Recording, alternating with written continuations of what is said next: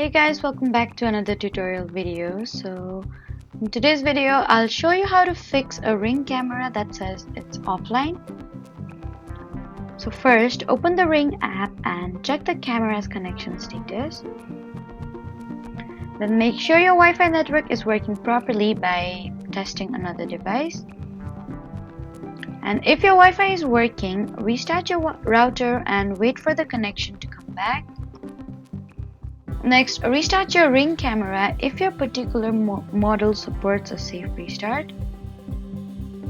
Then check that the camera is within a suitable range of your Wi-Fi signal. You can also check whether the Ring app needs an update. And if the camera recently lost its Wi-Fi connection or your Wi-Fi password changed, then you may need to update the network information through the Ring app. So that was how to troubleshoot a Ring camera that is offline. Please do not forget to like, comment, and subscribe for more helpful tutorials. Thank you for watching.